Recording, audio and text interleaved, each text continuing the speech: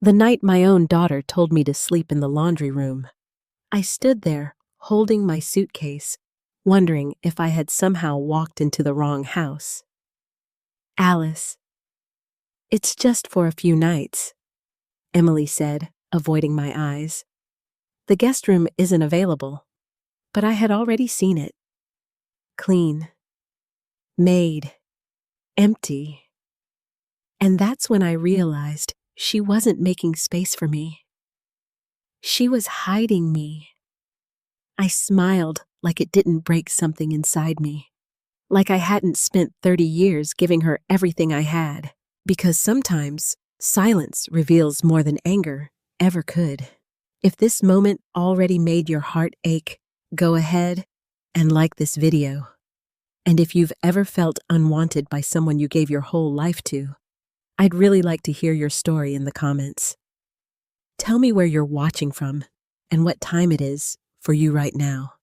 Maybe we're not as alone as we think. I used to believe that no matter how far a child drifted, there was always a thread that led them back to their mother. Standing in that laundry room that first night, I kept telling myself that, over and over. Like a prayer I wasn't sure I believed in anymore. The hum of the dryer was the only thing keeping me company. A dull, constant noise that somehow made the silence feel even heavier. I sat on the edge of that narrow fold-out cot Emily had pointed to earlier, my suitcase still unopened beside me. I didn't unpack, because unpacking meant I was staying, and something inside me refused to accept that this was where my daughter thought I belonged. I leaned back against the cold wall and closed my eyes, but sleep didn't come. Instead, memories did. Emily, at 5 years old, running toward me after her first day of kindergarten, her little arms wrapped tight around my waist.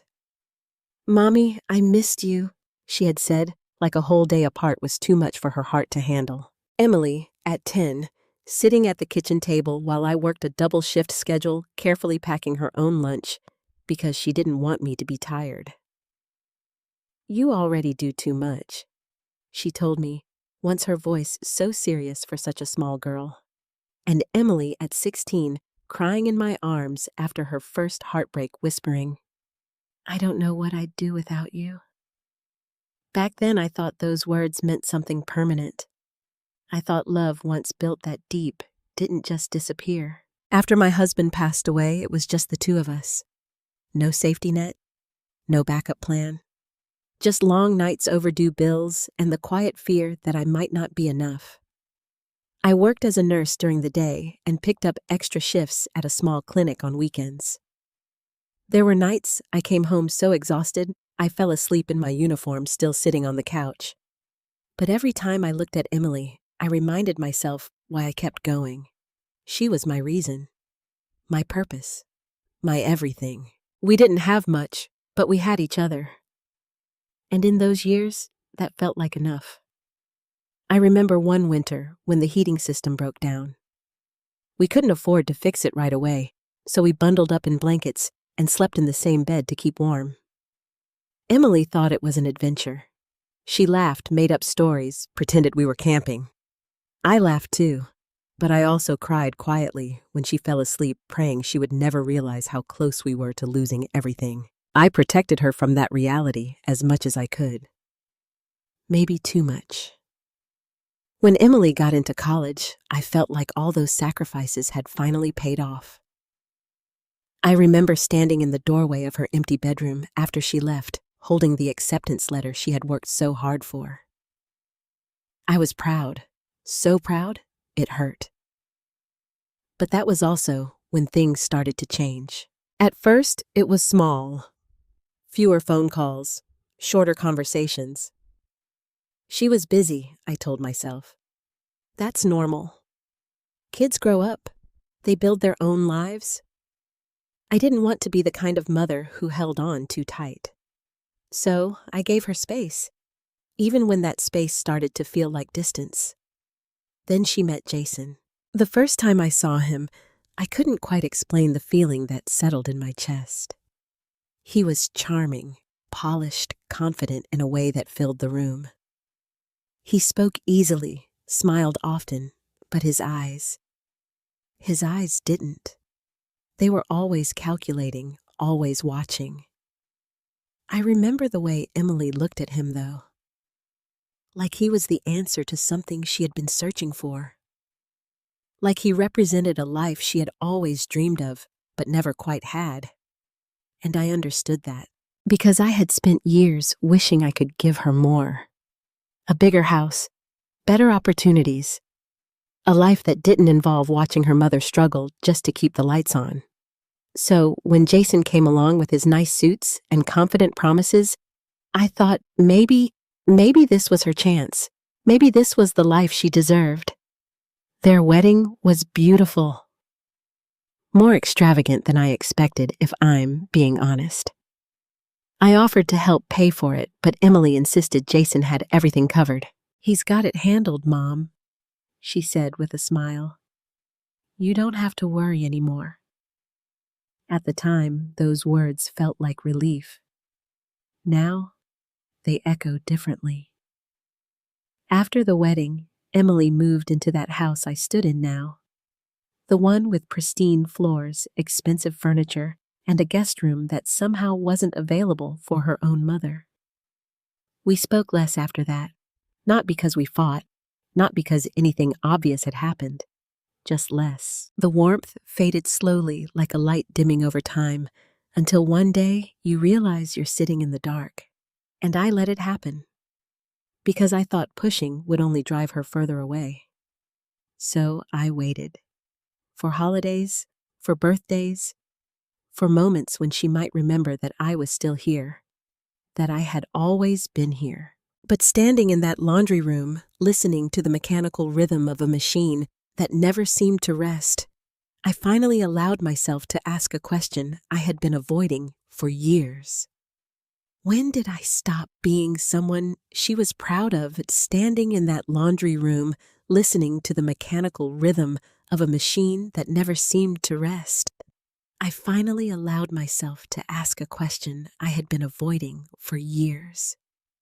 When did I stop being someone she was proud of and start becoming someone she needed to hide? My chest tightened as that thought settled in. Because no matter how I tried to make sense of it, one thing became painfully clear. This wasn't just distance. This was something else. Something deeper. Something I hadn't fully seen yet. And for the first time since I arrived, I stopped making excuses for her. I opened my eyes and stared at the ceiling, the faint flicker of a dim light, casting shadows that felt too large for such a small room. I didn't cry. Not yet. Instead, I made a quiet promise to myself. I would watch. I would listen. And I would finally understand what had happened to the daughter who once couldn't go a single day without telling me she loved me. Because whatever this was, it didn't start tonight, and I had a feeling it wasn't going to end quietly.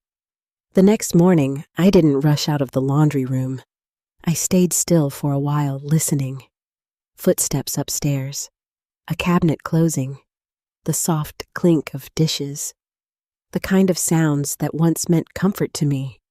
Home routine family. Now they felt distant. Like I was hearing someone else's life. I waited until the house settled before I stepped out, smoothing my sweater, as if that could somehow restore a sense of dignity I hadn't realized I'd lost. The kitchen was spotless. Too spotless. Everything had its place. No crumbs, no clutter, not even a coffee cup left in the sink. It looked like one of those model homes people walk through, but never actually live in. Emily stood by the counter, scrolling through her phone. Jason sat at the island, already dressed in a crisp shirt, sipping coffee like he had nowhere to rush to. Morning. Mom, Emily said, not looking up. Good morning, I replied, keeping my tone steady. Jason glanced at me, gave a polite smile that didn't quite reach his eyes. Sleep okay? I paused. There was a moment, a very small one, where I could have told the truth. No, I didn't sleep okay. I slept in a room that smelled like detergent and loneliness, but instead, I said, I managed. He nodded, like that was all he needed to hear. Emily finally looked up. We've got a busy day today, she said quickly.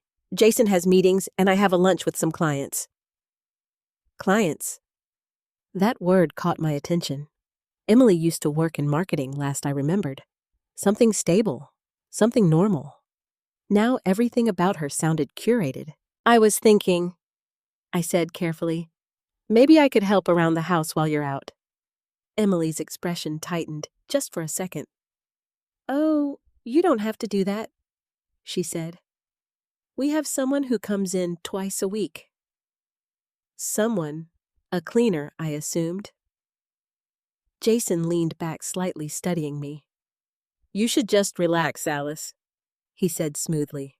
You're our guest. Guest. That word didn't sit right. Guests weren't put in laundry rooms. I'd still like to feel useful, I replied gently. Emily exchanged a quick glance with Jason. It was subtle, but I saw it. Like she was checking something. Like she needed permission. Well, maybe just keep things light, she said. Don't move anything around. I nodded, but inside something shifted. This wasn't just about space. This was about control. They didn't want me touching anything. Didn't want me looking too closely. Jason stood up, grabbing his keys. We'll be back late, he said. There's leftovers in the fridge. He walked past me close enough that I caught a faint scent of expensive cologne. Everything about him was polished, carefully constructed, and yet something underneath it all felt unstable. Emily followed him toward the door heels, clicking softly against the floor. Lock up if you go out, she added, almost as an afterthought. Then they were gone.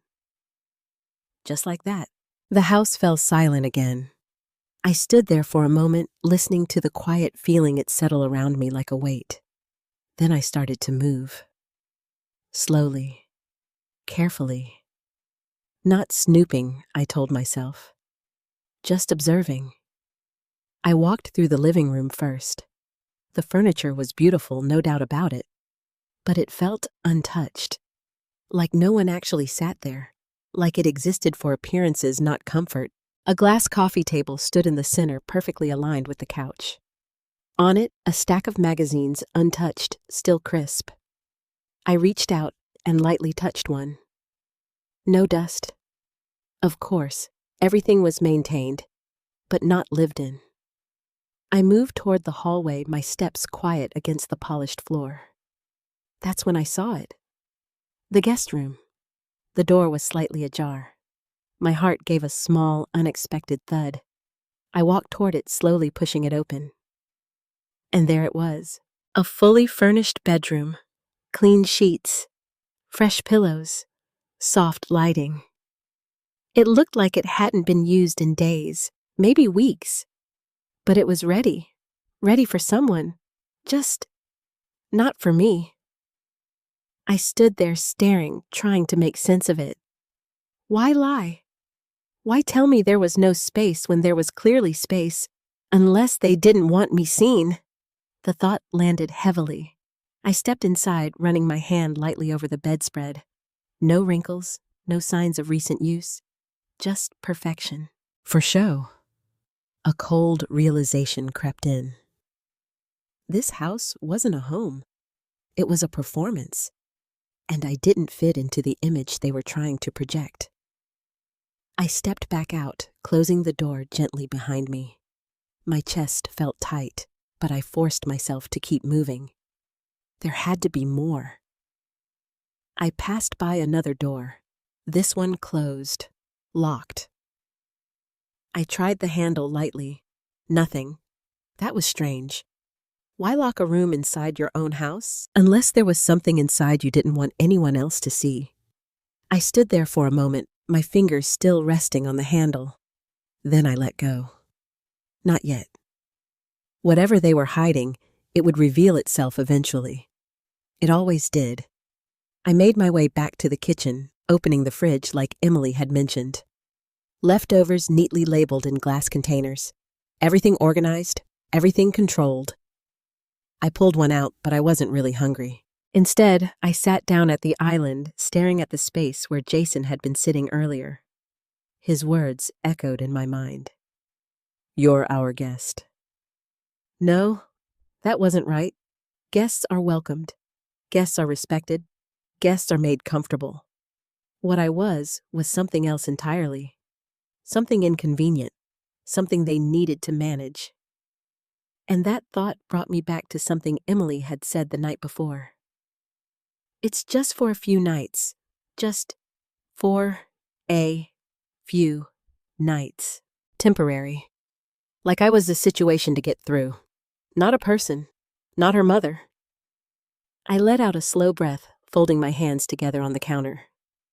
For years, I had made excuses. She's busy. She's stressed. She's building her life.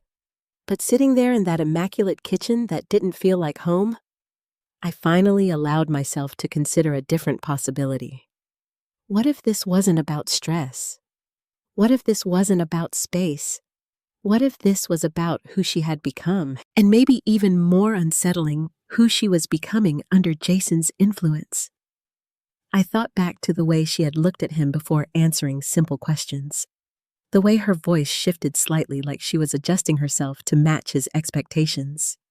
That wasn't the Emily I raised. The girl I knew had opinions. Strong ones. She spoke her mind. She stood her ground. So where had that girl gone? Or had she simply learned that in this life, those parts of her weren't welcome? A quiet unease settled deeper into my chest. Because if that was true, then this situation was bigger than just me sleeping in a laundry room. It meant Emily was living in something that looked perfect on the outside, but felt very different underneath. And if I was right then, the problem wasn't just how she was treating me. It was what she was trapped inside. I sat there for a long time, letting that thought unfold. Piece by piece. Because the more I looked around this house, the more I realized something didn't add up. And whatever the truth was, it was hiding in plain sight. I didn't plan to stay inside all day. But something about that locked door kept pulling my attention back to it. I tried to distract myself at first.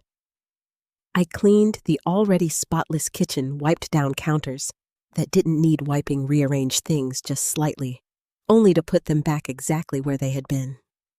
Emily had said, "Don't move anything around." That sentence echoed louder than it should have.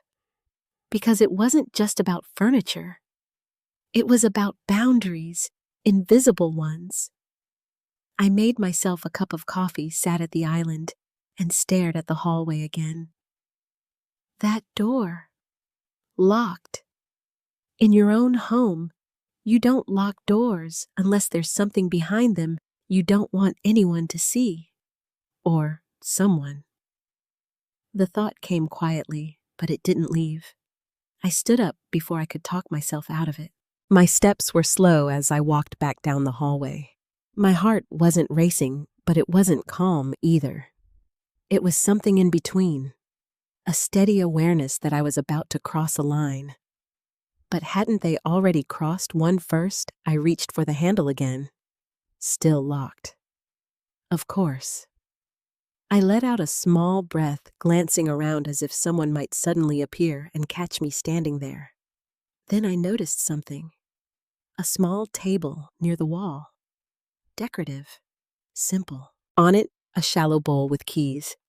At first, I told myself not to assume, but I still walked over. There were 3 keys. One looked like a car key, another probably for the front door, and the third, smaller. Plain. My fingers hovered over it. "This is wrong," I whispered to myself. But then another voice answered just as quickly. "So is being treated like you don't belong." I picked up the small key. It felt heavier than it should have, like it carried more than just metal. I walked back to the door, my grip tightening slightly, as I inserted the key into the lock. There was a brief pause. One last moment to turn back, but I didn't. I turned it. Click. The sound was soft, but it echoed in my chest.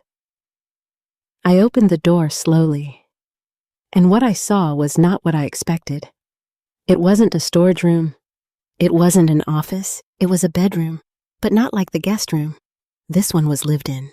Messy, clothes draped over a chair, a half-open suitcase on the floor, a pair of men's shoes kicked off near the bed.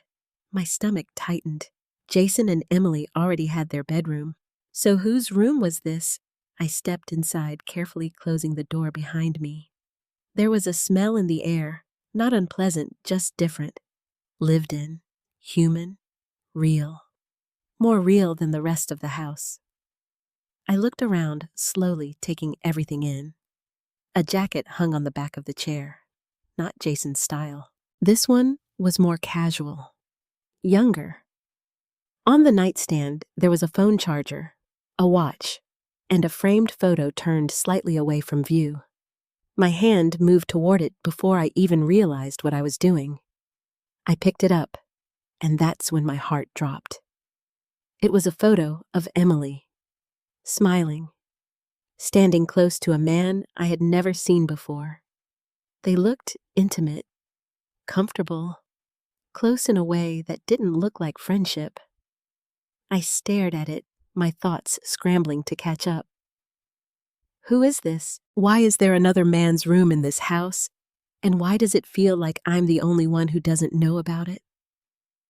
A chill ran through me as I set the photo back down carefully. Because suddenly, everything started to shift. The distance, the secrecy, the way Emily had been avoiding my eyes. The way Jason's smile never quite felt real. I moved further into the room, my eyes scanning for anything that could make sense of this. And then I saw it. A laptop, sitting open on the desk. The screen was dark, but the power light was still on. I hesitated. This was different.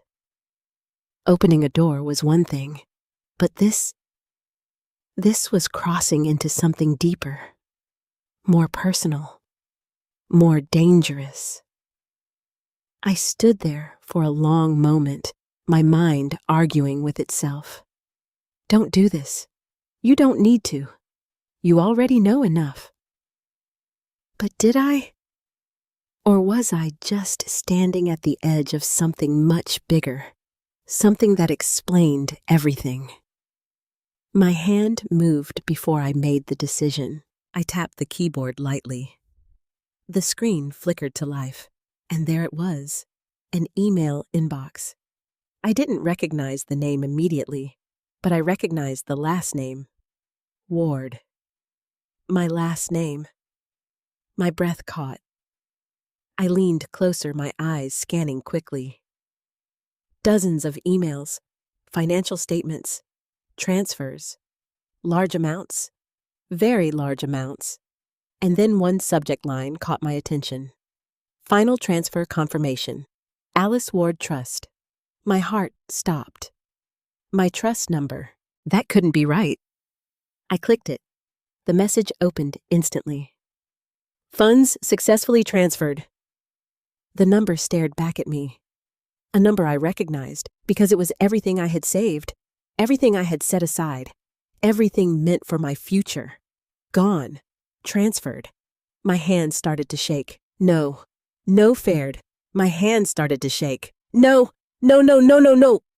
this didn't make sense. Emily knew about that trust. She was listed as a secondary contact in case of emergency. She couldn't access it, not without me, not without my consent. So how? My thoughts cut off as another realization hit me. That document I signed last year? Emily had brought it over saying it was just an update, not without my consent. So how? My thoughts cut off as another realization hit me. That document I signed last year? Emily had brought it over saying it was just an update, something about simplifying things, making it easier down the line. I hadn't read it carefully. I trusted her because she was my daughter. And now, my chest tightened as the truth started forming, piece by piece, slow, heavy, unavoidable. This wasn't just about being unwanted. This wasn't just about being hidden.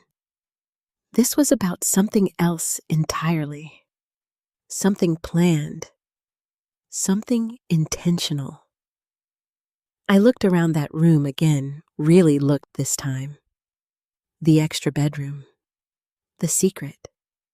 The money. The lies. And suddenly, the most painful question of all rose to the surface. Had my daughter brought me into this house, not because she cared, but because she needed something from me? I took a slow step back, my legs feeling unsteady. Because if that was true, then everything I thought I knew about Emily was about to shatter. I don't remember how long I stood there, staring at that screen. Seconds. Minutes. Maybe longer. Time felt distorted. All I could see was that number. Gone. Everything I had worked for over decades-long shifts, missed holidays, nights I cried in silence so Emily would never hear, reduced to a single line on a screen. Transferred, without me. My chest felt tight, like something was pressing down on it from the inside. "This can't be real," I whispered. But it was. The proof was right in front of me. And the worst part, I hadn't been forced. I hadn't been robbed in the traditional sense. I had signed it away, willingly, just without understanding what I was signing. My hands trembled as I scrolled further. More emails, more confirmations, wire transfers, account changes, legal notices, all tied to that same trust. All processed over the last 6 months. 6 months. That meant this had been happening long before I arrived here. Long before the laundry room. Long before this moment. This wasn't sudden. This was planned, carefully, quietly. I felt a cold wave of realization wash over me. This wasn't a mistake. It wasn't a misunderstanding. It was a decision. And that thought hurt more than anything else, because it meant Emily had been part of it. I closed the laptop slowly, my fingers stiff. Then I turned and looked around the room again, but this time everything felt different. Before it had been strange. Now it felt like evidence. The suitcase, the clothes, the second man. This wasn't just a hidden room. It was part of something bigger. Something I still didn't fully understand. I stepped out, locking the door behind me, placing the key back exactly where I found it. Everything had to look untouched. Normal. I had to think. I walked back to the kitchen, but I didn't sit down this time. I paced, slowly, trying to piece it all together. Jason, Emily, the money, the second man. There was a connection. There had to be. But what? My thoughts circled the same question again and again until something finally clicked. The way Jason spoke. The way he watched me. The way Emily looked to him before answering even simple things. That wasn't just control. That was influence. Maybe even pressure. And if that was true, then maybe Emily wasn't the one leading this. Maybe she was following. The idea didn't excuse what had happened. But it changed something. Becca used it meant there was still a chance. And if that was true, then maybe Emily wasn't the one leading this. Maybe she was following. The idea didn't excuse what had happened. But it changed something. Because it meant there was still a chance that the daughter I knew wasn't completely gone. I stopped pacing, gripping the edge of the counter. "No," I said quietly. "I need more." I couldn't confront them yet. not without understanding everything, not without proof. Because if I walked in with accusations and nothing solid, they would deny it, and I would be the one who looked unstable, confused, old, the kind of woman people dismiss. I had seen it happen before, to patients, to colleagues, to women who were no longer taken seriously once they crossed a certain age. I wasn't going to let that happen to me, not this time. So I did the only thing I could do. I waited. That evening, I heard them before I saw them. The front door opened. Laughter. Emily's voice lighter than I had heard it in a long time. Jason's deeper tone followed. And then another voice. Male. Younger. My heart skipped. I stayed where I was sitting at the kitchen island, pretending to scroll through my phone. Footsteps approached, and then they walked in. Emily first, Jason beside her, and behind them, him. The man from the photo. He was even younger than I expected. Early 30s maybe. Casual clothes, confident posture. Comfortable. Too comfortable. Emily froze when she saw me sitting there. For just a second, but it was enough. Alice, you're still up, she said, her voice slightly off. I couldn't sleep, I replied calmly, setting my phone down. Jason stepped forward smoothly. This is Mark, he said. A business associate. Mark. So now he had a name. Nice to meet you, Mark said, offering a polite smile. I studied him carefully. His eyes flickered just briefly toward Jason before settling back on me. Another signal. Another piece. You too, I said. Silence hung in the air for a moment. Thick. Uncomfortable. Then Emily moved, quickly filling the space. Mark's staying over for a couple of nights, she said, almost too casually. I felt something inside me tighten, but I didn't show it. Oh, I said simply. Jason nodded. We've got a few projects we're working on together. Projects? Everything was always framed so neatly, so professionally, but nothing about this felt clean. Not anymore. I glanced toward the hallway, toward that locked door, and then back at them. So that's his room? I asked. Emily's face went pale. Jason answered before she could. Yes. Short. Controlled. Final. I nodded slowly, letting the silence stretch just a little longer than comfortable, because I wanted them to feel it. That slight shift. That subtle awareness that something had changed. Then I stood up. Well, I said, keeping my voice even, I'll try not to get in the way. Emily opened her mouth like she wanted to say something, but nothing came out. Jason gave a small, polite smile again. Good night, Alice. I walked past them without another word, back toward the laundry room. But this time, it felt different. Because now, I knew. Not everything, but enough. Enough to understand that I wasn't just an inconvenience in this house. I was a variable, a risk, something they hadn't fully accounted for. And as I lay back down on that narrow cot, staring at the ceiling, I felt something shift inside me. The sadness was still there, the hurt, the betrayal. But underneath all of it, something stronger was starting to rise. Clarity. Because for the first time since I arrived, I wasn't confused anymore. I wasn't guessing. I wasn't making excuses. I was seeing the truth. And once you see something like that, you can't unsee it. I closed my eyes slowly, my mind already moving ahead. Planning, observing, waiting. Because whatever this was, it wasn't over. Not even close. I didn't sleep that night. Not really. Every time I closed my eyes, I saw that number again. 0. And Emily's face right behind it.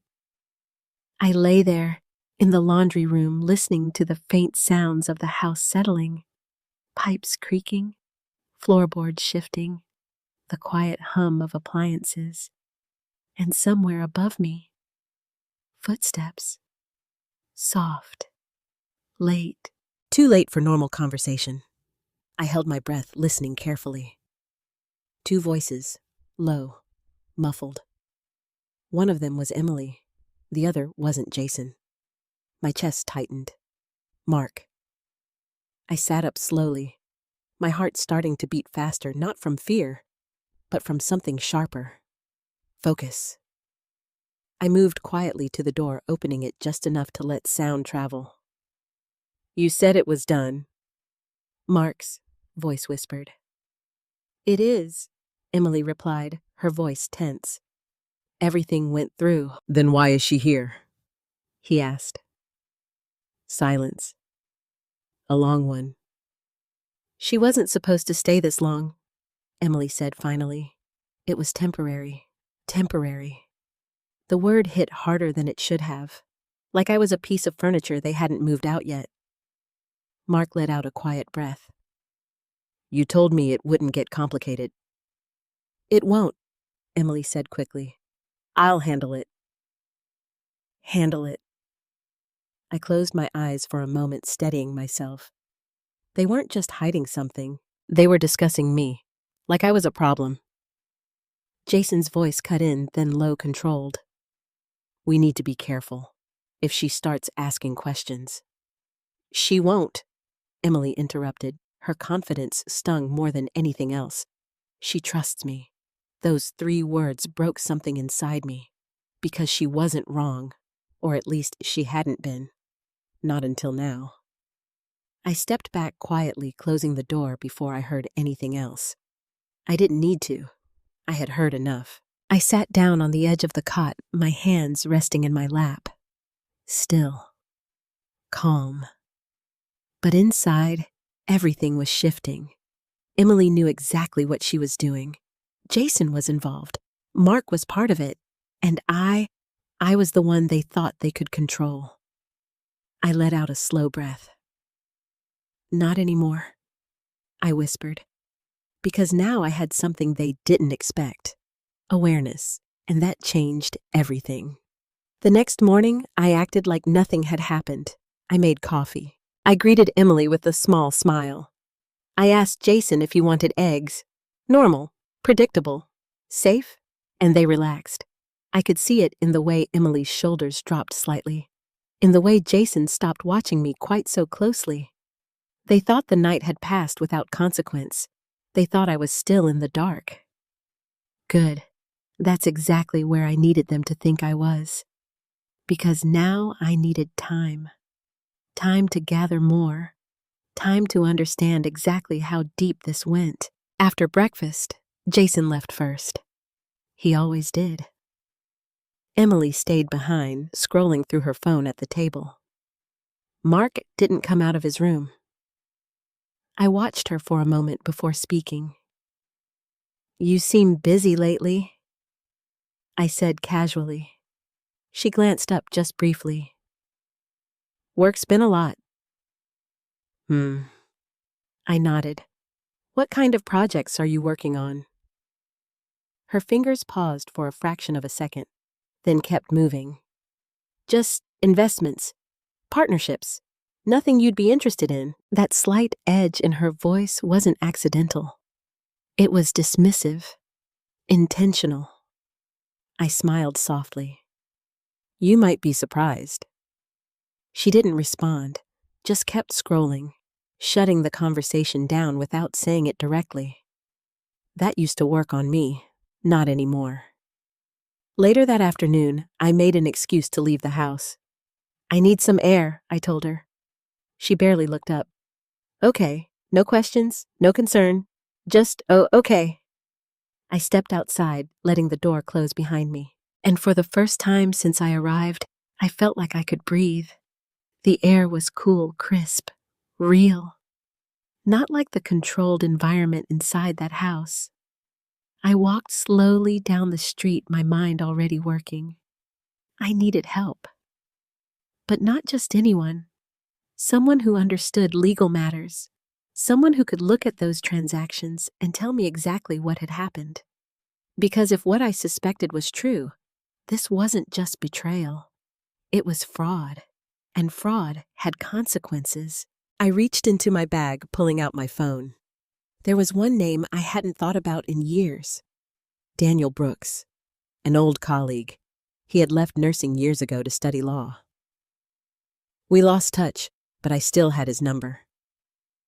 I hesitated for a moment. Then I pressed call. It rang twice before he answered. Alice. His voice was older, deeper, but still familiar. Daniel, I said softly. I hope I'm not calling at a bad time. Not at all, he replied. It's been a long time. Everything okay? I looked down the quiet street, gathering my thoughts. No, I said honestly. It's not. There was a pause, then his tone shifted. Serious. Tell me what's going on. And for the first time, I did. Not everything, not yet, but enough. The trust, the transfer, the documents I had signed, the uncertainty. Daniel didn't interrupt. He just listened, carefully. When I finished, there was a long silence. Then he spoke. Alice, this doesn't sound right. My chest tightened. I know. Do you have access to any of the documents? He asked. Not with me, I said. But I can get them. Good, he replied. Because if what you're describing is accurate, this could be serious. Serious. The word echoed in my mind. Serious, how I asked quietly. Another pause. Then, potentially illegal. My grip on the phone tightened. Illegal. I had suspected it, but hearing it out loud made it real. Dangerously real. What should I do? I asked.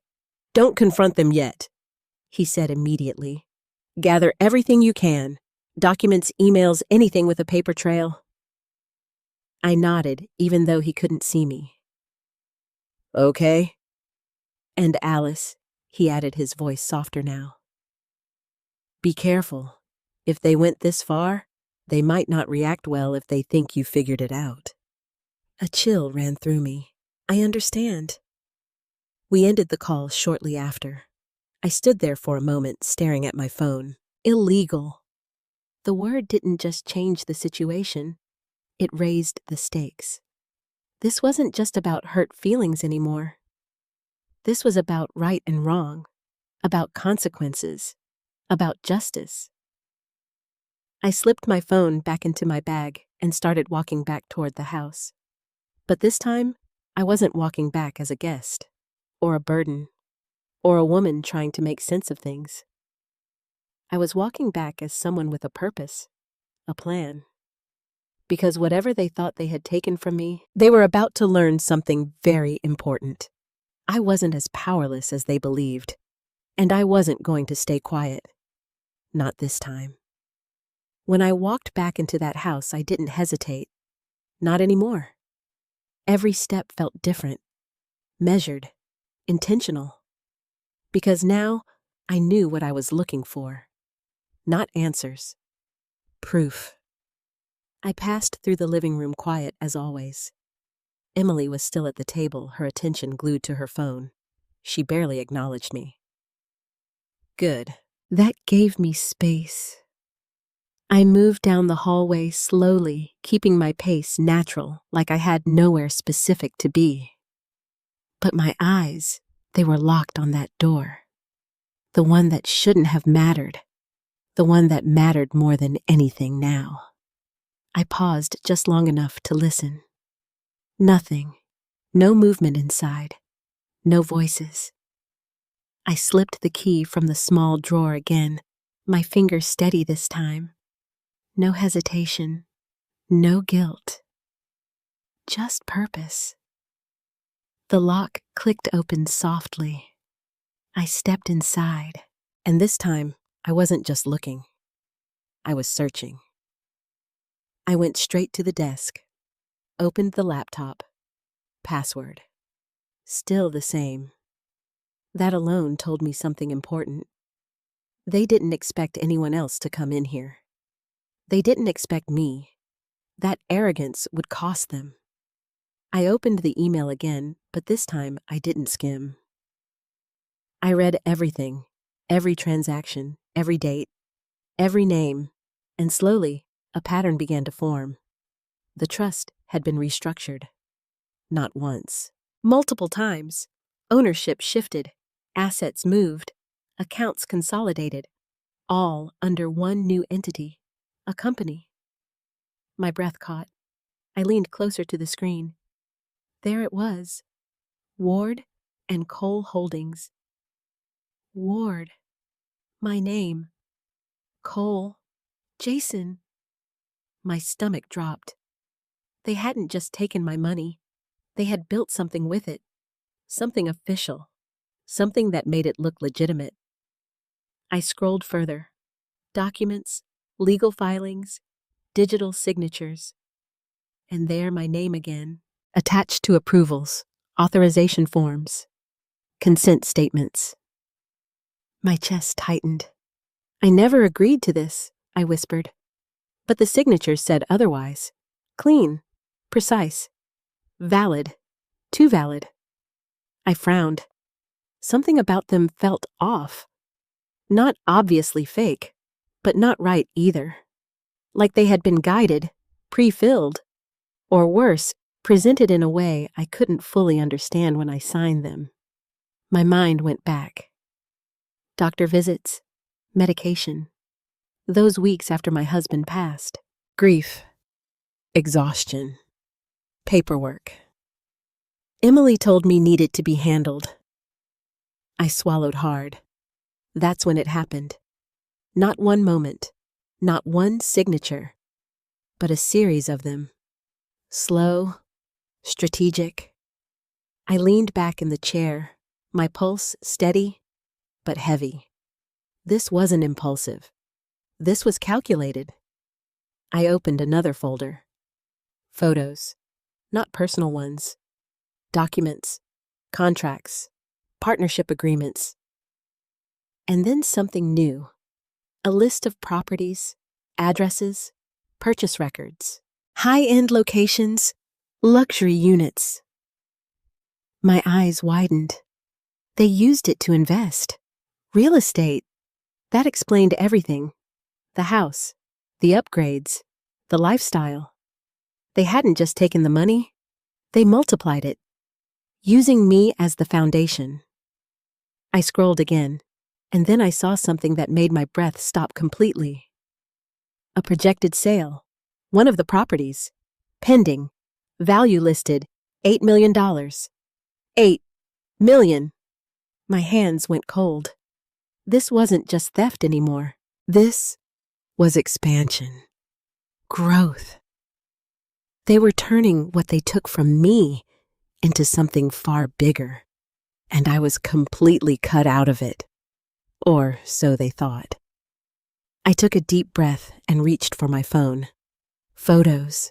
I started taking them quickly. Every screen, every document, every file name. I didn't rush, but I didn't waste time either. This was exactly what Daniel needed. Proof. Real proof. I had just finished when I heard something. A floorboard. Outside. My heart jumped. Footsteps. Closer. I shut the laptop immediately, closing it just as it had been. Calm. Controlled. I stood up and moved toward the door. Just as the handle turned, I froze. The door opened slowly, and there he was. Mark. For a split second, neither of us spoke. His eyes flicked to the laptop, then back to me. Sharp. Calculating. "What are you doing in here?" he asked. His voice wasn't polite this time. Not like before. This was different, direct. I met his gaze evenly. "I could ask you the same thing," I said. He stepped inside, closing the door behind him. That small click felt louder than it should have. "This isn't your space," he said. "No," I replied calmly. "But it seems like it's not yours either." A flicker of irritation crossed his face. "I'm working with Jason," he said. "That gives me access." I nodded slightly. "And am Emily's mother." Silence, heavy. He studied me for a moment like he was reassessing something. "You shouldn't be in here," he said again, but this time it sounded less certain. "And you shouldn't underestimate me," I replied quietly. That landed. I saw it in his eyes. Just a flicker. But it was enough, because now he knew I wasn't clueless. I wasn't lost. I wasn't weak. He took a step closer. "What exactly do you think is going on?" he asked. I tilted my head slightly. "I think," I said slowly, "that I've been more generous than I should have been." He didn't smile, didn't respond, just watched me, carefully, measuring every word. Good. Let him wonder how much I knew. Let him guess, because uncertainty, that was my advantage now. I walked past him, calmly stopping at the door. Then I turned back just slightly. "One more thing," I added. He waited. "If you're going to lie to me," I said softly, "at least make it convincing." And then I left. My heart was racing now, but not from fear, from momentum.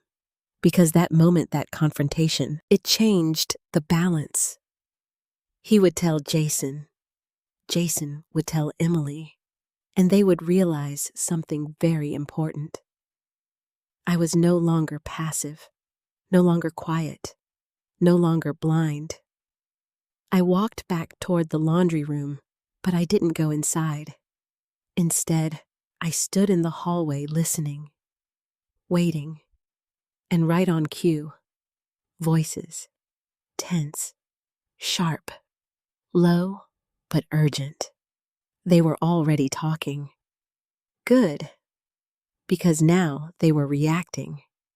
And when people start reacting, they start making mistakes. I leaned back against the wall, closing my eyes for just a second. This wasn't over. Not even close. But for the first time, I wasn't the one being played. I was the one watching, the one waiting, the one setting the pace. And sooner or later, they were going to slip. And when they did, I would be ready. That night, everything changed again. Not because they said anything, but because they stopped pretending. Dinner was quiet. Too quiet. Emily didn't scroll on her phone like she usually did. Jason barely touched his food. Mark didn't even try to make conversation. And me, I sat there like I always had. Calm, polite, invisible. But this time, I wasn't the one being watched. They were. Every glance, every hesitation, every tiny shift in behavior. They were careful now. And that told me one thing clearly. They knew. Not everything, but enough. Finally, Emily broke the silence. "You went out today," she said, her tone casual, too casual. I nodded, taking a small sip of water. Just needed some air. "Where did you go?" she asked. There it was, the first test. I met her eyes briefly, then looked back down at my plate. "Just walked around the neighborhood." She studied me for a second longer than necessary, then nodded. "Okay." But Jason didn't look convinced. He leaned back slightly in his chair, watching me. "You didn't stop anywhere?" he asked. I smiled faintly. Should I have? His lips pressed into a thin line. "No," he said. Just asking. I let the silence settle again. Let them sit in it, because real tension, makes people uncomfortable. And uncomfortable people talk. Mark was the first to crack. Well, we were actually talking earlier, he said, leaning forward slightly. About making some changes around here. Emily shot him a quick look. Subtle, but not subtle enough. What kind of changes? I asked calmly. Jason cleared his throat. Just logistics, he said. Space. Privacy. I tilted my head slightly. Privacy, Emily sighed, setting her fork down. Mom, she said, her voice softer now. We just think it might be better if you found somewhere else to stay. There it was, finally, not hidden, not dressed up, just said. I nodded slowly, as if I had expected it. Better for who I asked gently. For everyone, she replied quickly. I held her gaze this time, long enough to make her shift slightly in her seat. I see, I said. Jason leaned forward now. We're not saying you can't stay, he added quickly. Just not long term. Not long term, after everything they had taken. The audacity of it almost made me laugh. Almost. Instead, I set my fork down carefully. I understand, I said, and I did, more than they realized. Emily relaxed slightly. She thought I was accepting it, complying. Again, that's good, she said. We can help you find a place. Help me. The irony was almost painful. I stood up slowly, picking up my plate. That won't be necessary, I said. 3 pairs of eyes followed me, confused, cautious, because I already have somewhere in mind. That got their attention. Jason frowned slightly. You do? I nodded. Yes. Emily leaned forward, where I paused just long enough to let the moment stretch. Then I turned slightly, meeting her eyes again. Somewhere I should have gone a long time ago. That answer didn't satisfy her. I could see it, but she didn't push. Not yet, because they were still trying to figure out how much I knew. And I was still letting them guess. Later that night, I packed. Not much, just the essentials. Clothes, documents, my phone, and one more thing. The truth. I sat on the edge of the small cot in the laundry room looking around. This space, this tiny, cramped, forgotten space, was where they had put me. Where they thought I belonged. I ran my hand lightly over the rough fabric of the blanket. This ends now, I whispered. Not just the room, not just the house, everything. The next morning, I was ready before anyone else. I didn't make breakfast, didn't wait, didn't linger. I simply walked out, quietly, deliberately, and I didn't look back. Not once. The ride to the hotel felt surreal, like stepping into another version of my life. One where I wasn't small, where I wasn't overlooked, where I had choices again. When the car pulled up, I looked up at the building. Tall, elegant, unapologetically expensive. The kind of place Emily would never expect me to walk into. Exactly the point. I stepped inside, my posture straight, my expression calm. The receptionist looked up with a polite smile. Good morning. How can I help you? I'd like to check in, I said. Of course.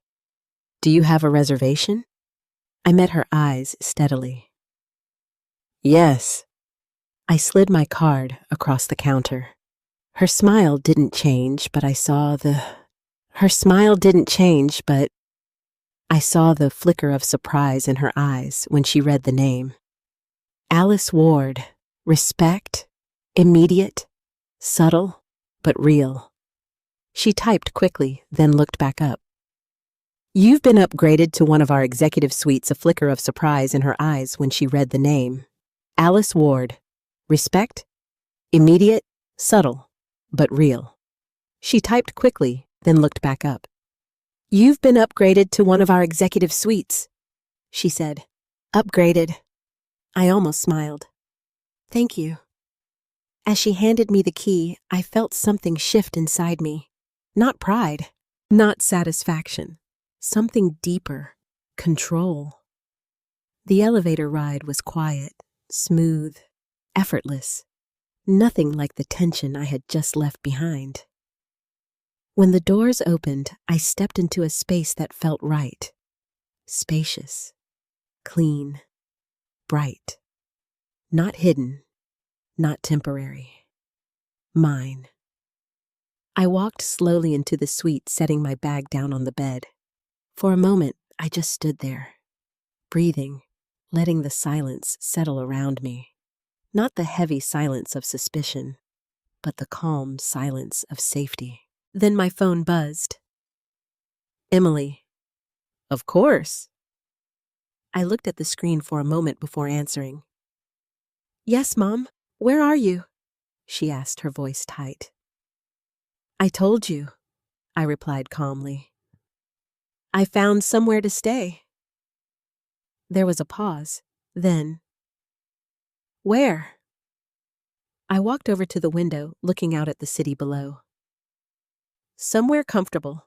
That's not what I asked, she snapped. I smiled slightly. No, I said. But it's the answer you're getting.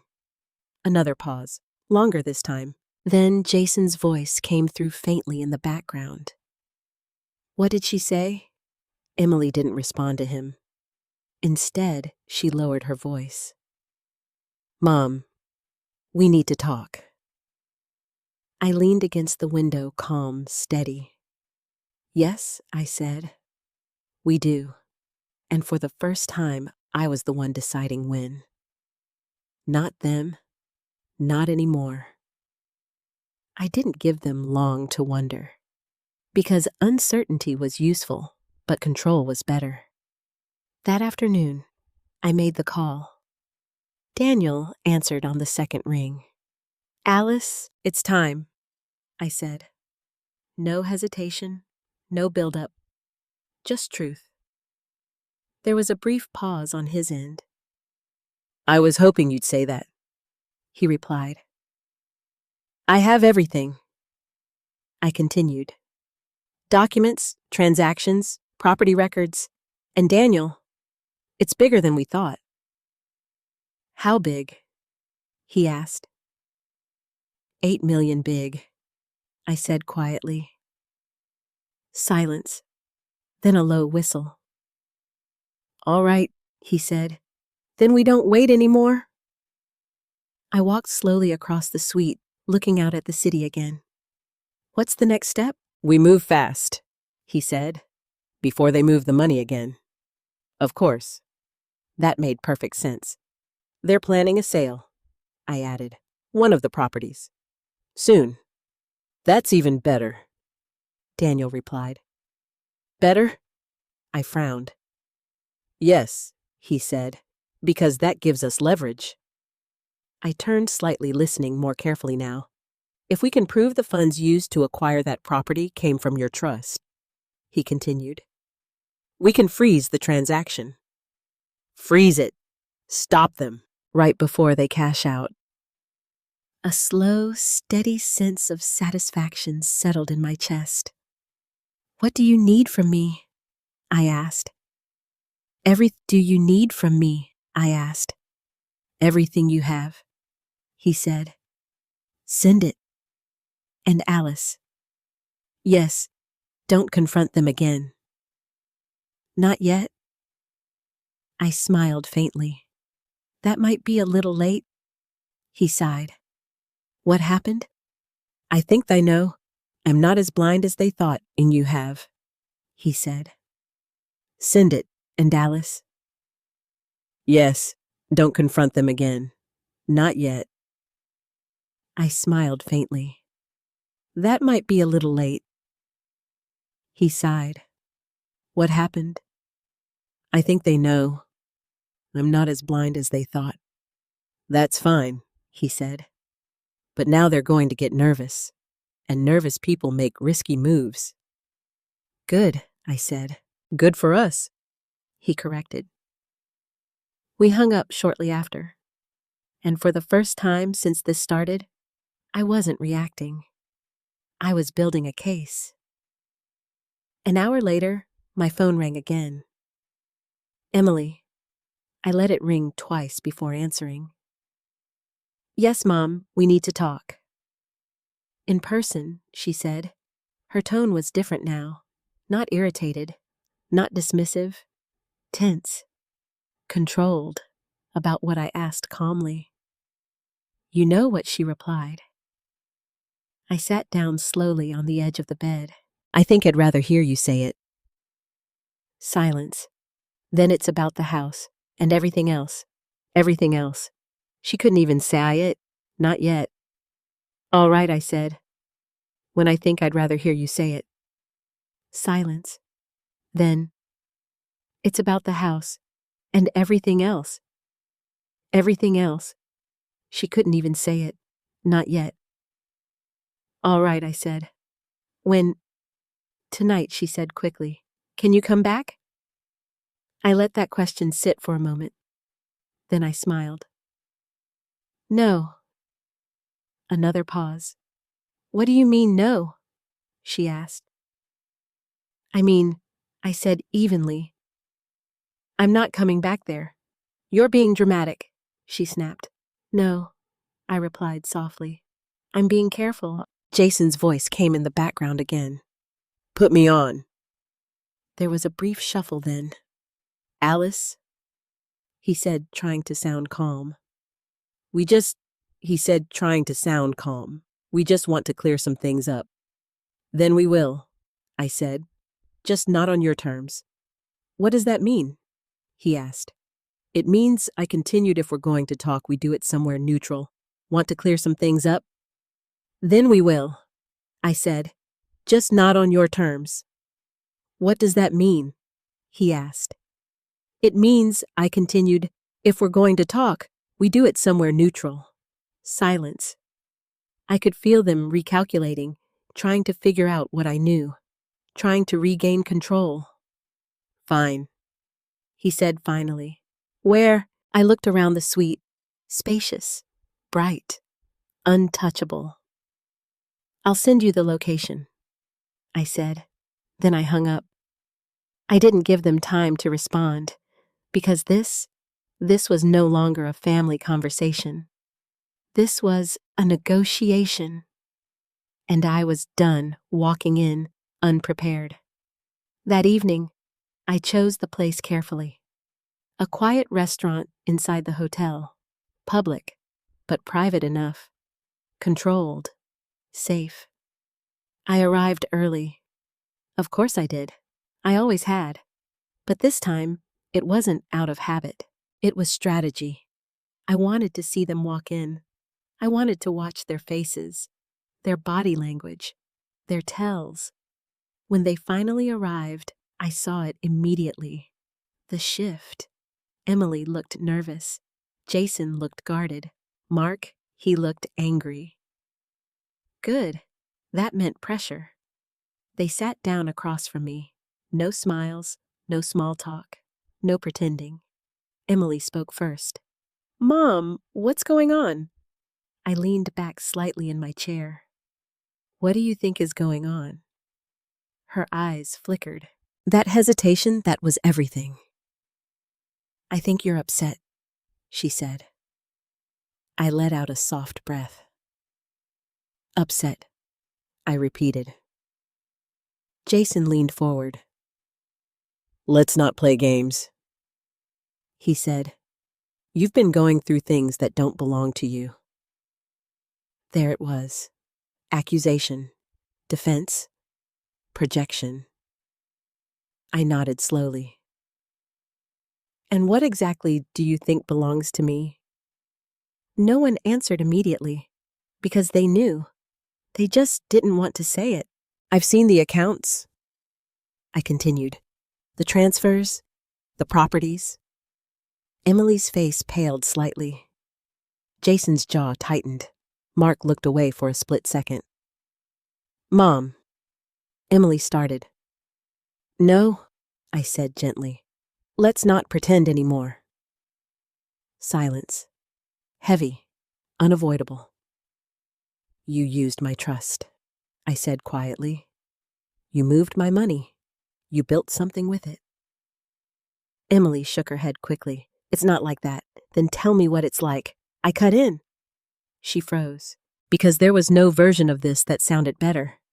Jason exhaled sharply. We were managing it, he said. Managing? I repeated. For your benefit, he added. I almost laughed.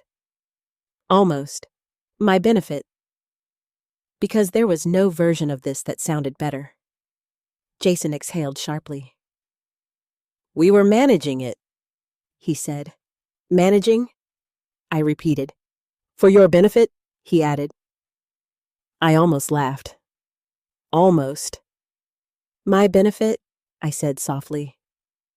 Is that why I was sleeping in a laundry room? That hit. Hard. Emily looked down. Jason didn't respond. Mark shifted in his seat. Because now they had no script. No one forced you, Mark muttered under his breath. I turned to him slowly. No, I said calmly. You're right. That surprised him. No one forced me. I leaned forward slightly, but someone took advantage of me. Silence again, and this time it felt different, because now the truth was sitting between us. Unavoidable. Uncomfortable. Real. Emily's voice cracked slightly. We didn't mean for it to go this far. I studied her, really studied her, trying to see if there was anything left of the girl I raised. Anything real. Then, where did you mean for it to go? I asked quietly. She didn't answer.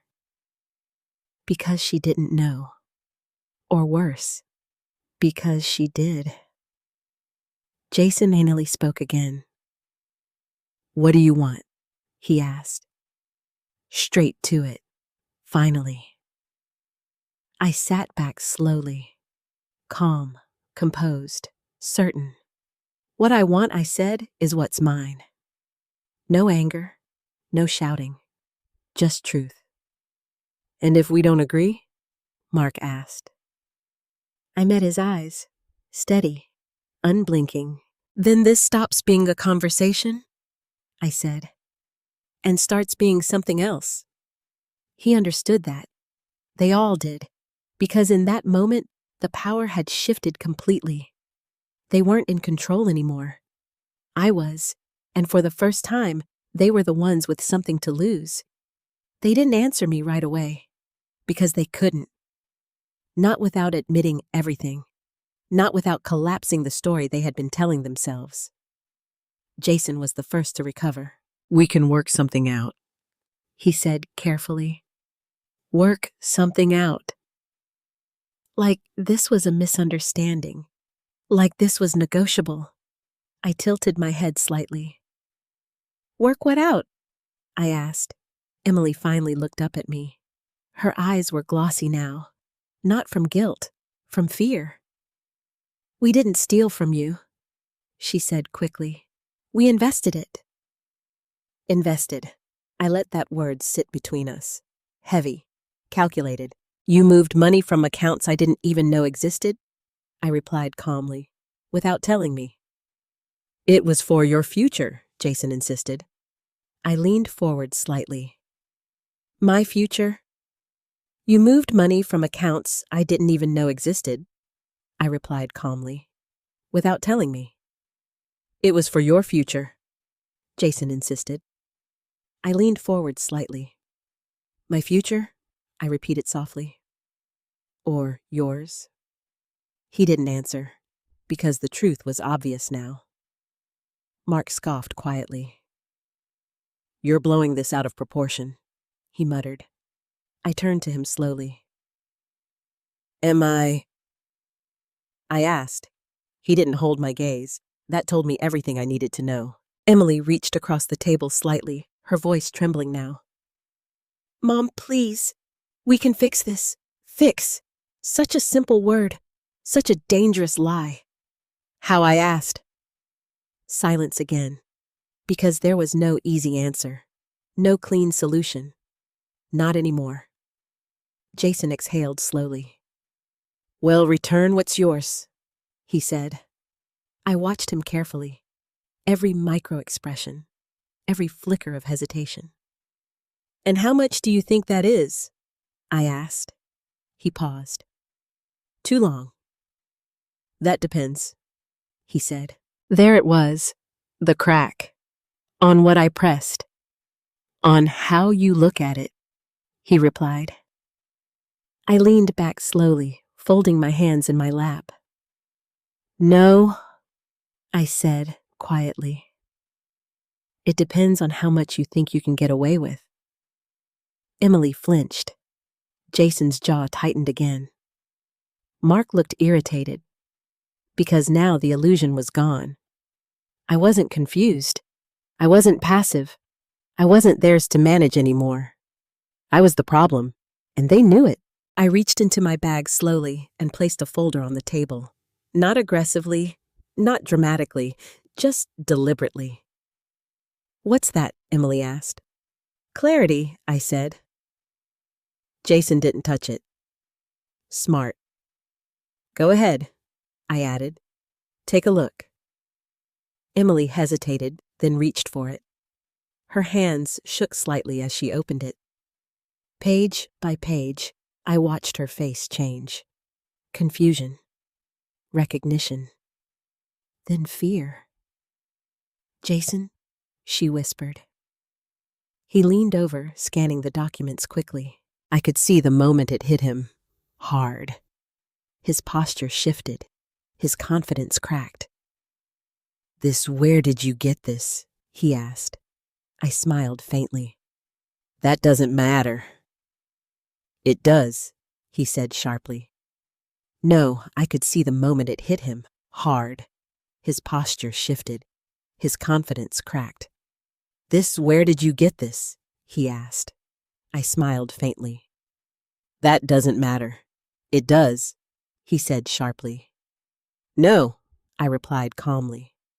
What matters is that it exists. Mark leaned in now, grabbing one of the pages. What is this? He demanded. Property records, I said. Bank transfers. Account authorizations. Emily's voice was barely audible now. Mom! I met her eyes, and for the first time, I didn't soften. You used my name, I said. You signed documents I never saw. Jason shook his head. That's not illegal if... If what? I cut in. If it benefits you? I asked. He didn't answer, because even he knew how weak that sounded. I leaned forward slightly now. This isn't about misunderstandings anymore, I said. This is about choices. Emily started crying, quietly, softly, but it didn't move me the way it used to, because now I understood something I hadn't before. Her tears weren't about what she did. They were about what she might lose. Mom, please, she whispered. We didn't think you'd ever what I asked. She hesitated, then said it. Ever notice? There it was, the truth, raw, ugly, honest. I sat back slowly, letting that settle. You didn't think I'd notice, I repeated. Jason rubbed his face. This isn't helping, he muttered. No, I said. It's clarifying. Mark slammed the folder shut. What do you want? He snapped. Again. That question. Always the same. Because they still thought this was about negotiation. I looked at each of them, one by one, carefully. I want everything documented, I said. Every account, every property, every transaction. Jason shook his head. That's not realistic. I smiled faintly. It already is. He frowned. What does that mean? It means, I continued calmly, this information is no longer just with me. That landed hard. Emily's head snapped up. What are you saying? She asked. I'm saying, I replied, if anything happens to me, or if anything disappears, or if you try to move anything again. I paused, letting the weight of it settle. It won't stay private. Silence. Heavy. Unavoidable. Jason leaned forward slowly. You're threatening us, no, I said softly. I'm protecting myself. Mark scoffed again, but this time it sounded forced. You wouldn't do that, he said. I met his eyes, steady, unshaken. You're right, I said. He relaxed slightly. Then I finished. I wouldn't have. Before. That hit differently. Because now, they saw it. The shift. The line that had been crossed. The version of me they knew was gone. Emily wiped her tears quickly. What happens now? She asked. Finally, the right question. I took a slow breath. Now, I said, you decide how much damage you want to do to yourselves. Jason frowned. What does that mean? It means, I continued, you either come clean fully and start fixing this. I paused. Or we let the system handle it. No raised voice. No anger. Just reality. And that was more terrifying than anything else. Because now they understood. This wasn't a family argument anymore. This was consequence. And for the first time, they weren't controlling the outcome. I was. They didn't argue after that. Not immediately. Because there was nothing left to argue with. Only consequences. Jason leaned back, slowly exhaling like a man who had just realized the game was already over. Emily sat frozen, her hands gripping each other tightly in her lap. Mark. He was the only one still resisting it. You're bluffing, he said. Not confidently, not convincingly, just desperately. I looked at him calmly. Do I look like I'm bluffing? He didn't answer, because now even he could see it. This wasn't emotional anymore. This was structured, prepared. Final. Jason cleared his throat. What exactly are you proposing? He asked.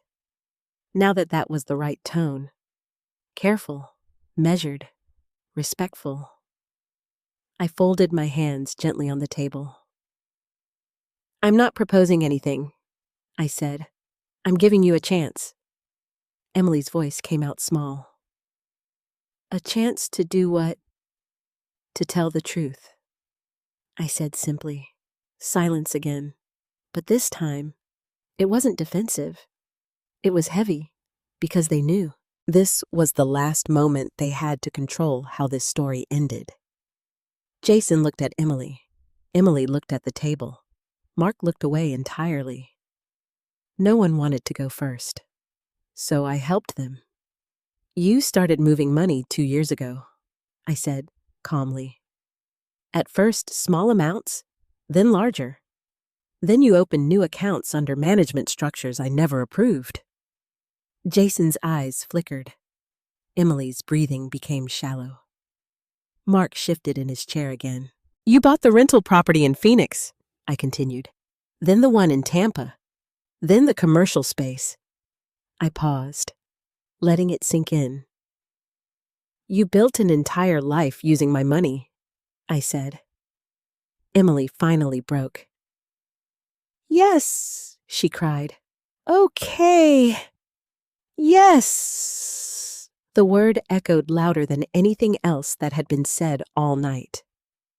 Jason closed his eyes briefly. Mark cursed under his breath. And just like that, the truth was out. Raw, unfiltered, irreversible. Emily wiped her face quickly, her voice shaking. We were going to tell you, she said. I didn't respond, because we both knew that wasn't true. We just needed time, she added. Still not true. Jason stepped in. We didn't think it would hurt you, he said. I looked at him slowly. You didn't think I would ever know I corrected. He didn't argue, because he couldn't. Mark leaned forward now, his voice sharper. And what if we did? He said. What are you going to do about it? There it was. The last defense.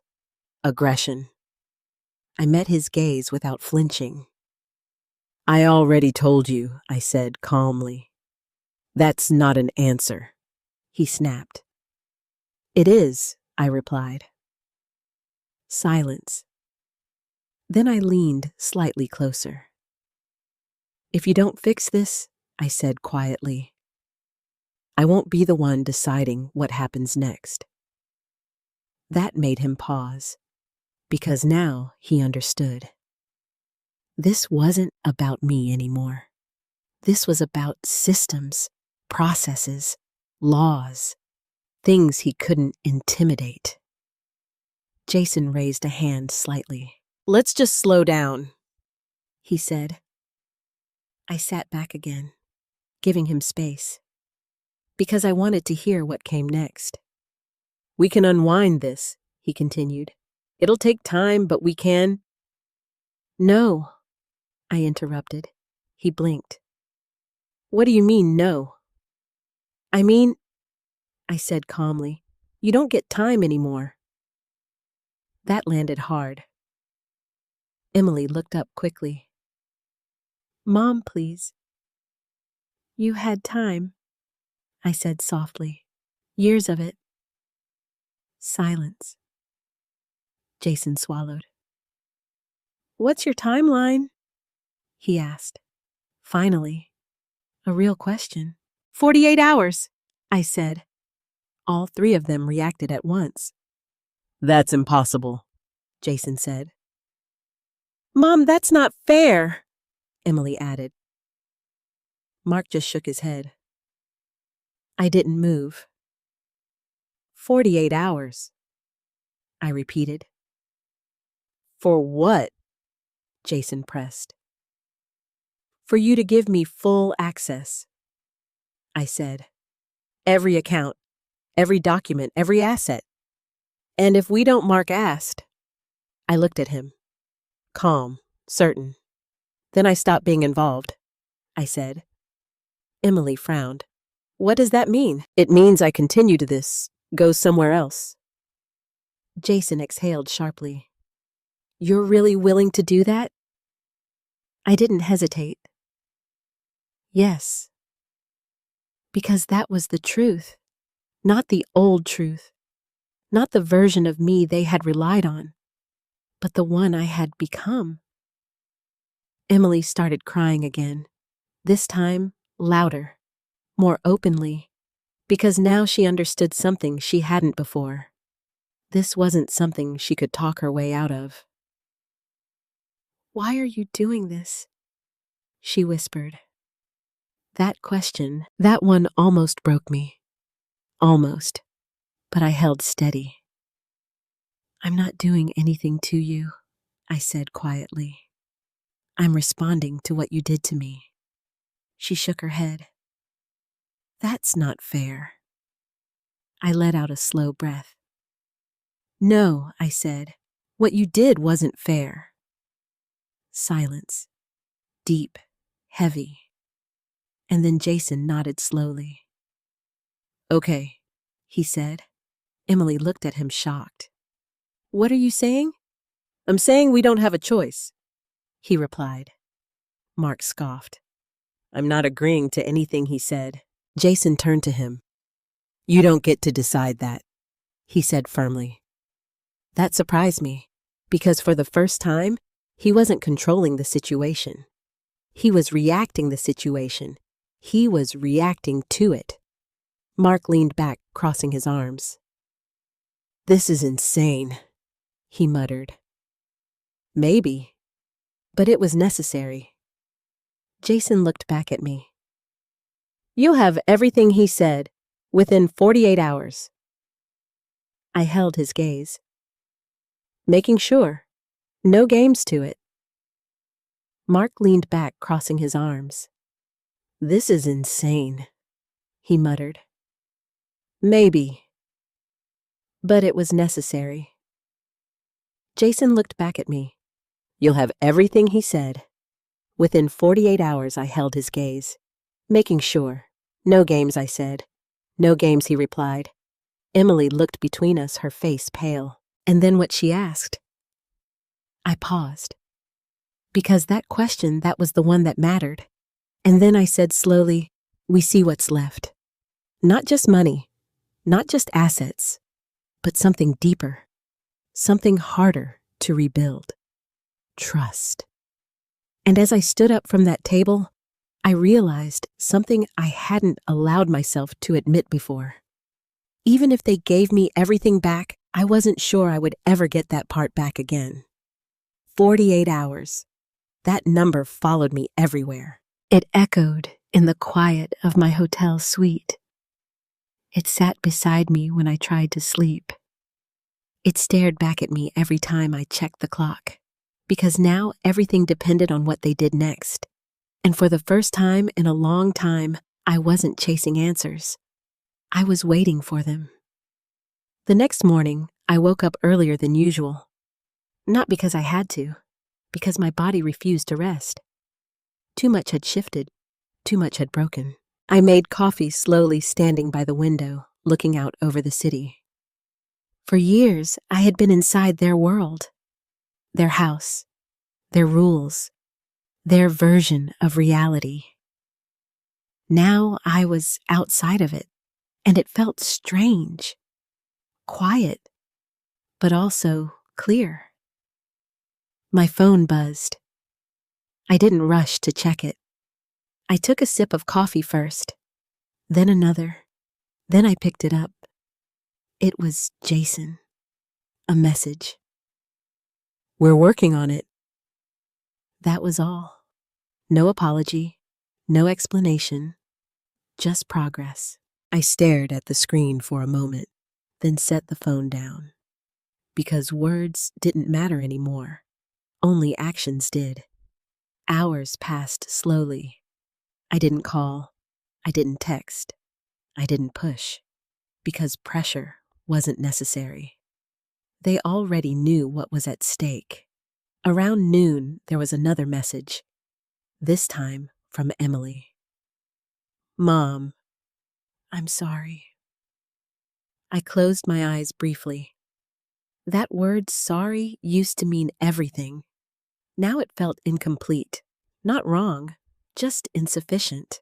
I typed back slowly. Show me. Then I put the phone down again. Because I wasn't interested in promises. I wanted proof. By late afternoon, my phone rang. I answered. Hello? Jason's voice came through. We have something, he said. Not everything. Something.